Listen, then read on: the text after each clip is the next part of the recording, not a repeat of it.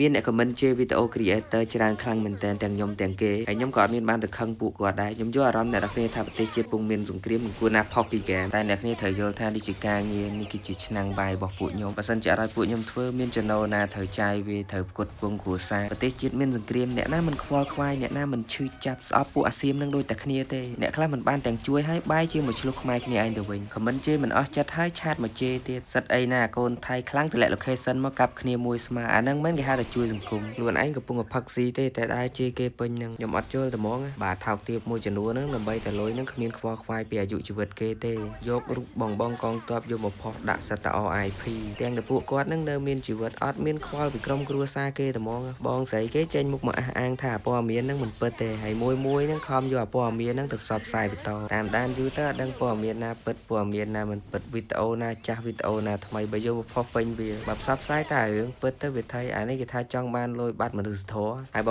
ងខ្មែរយើងដែលនៅតាមព្រំដែនឬមួយក៏ស្នាក់នៅប្រទេសថៃចង់លក់ account ប្រញាប់លុយអីហ្នឹងគឺយកមកលក់ខ្ញុំបានខ្ញុំនៅទទួលទិញចូល stock រហូតមិនមែនថាមានសង្គ្រាមហើយឈប់ទិញចូលទេព្រោះខ្ញុំនឹងថាបងប្អូនទាំងអស់គ្នាត្រូវការលុយចាំបាច់ហើយបងប្អូនដែលគាត់ចង់ទិញ account អាចចូលទៅមើលក្នុង story page UG Gaming បាន account ទិញពីកន្លែងខ្ញុំទៅអ្នកគ្នាមិនបាច់ភ័យខ្លាចមានបញ្ហាទេគឺខ្ញុំធានាសុវត្ថិភាពជូនលើការ retrieve តែម្ដងបងខ្លះគាត់ប្រញាប់កុំឆាតមកខ្ញុំតាម TikTok អីពីព្រោះខ្ញុំចាំ top page ជាមួយនឹង Telegram បើសិនជាអត់តាម follow page កុំភ្លេចជួយ follow page ខ្ញុំម្នាក់មួយផងវីដេអូនេះគឺមានប៉ុណ្ណឹងបាយបាយជួបគ្នាវីដេអូក្រោយ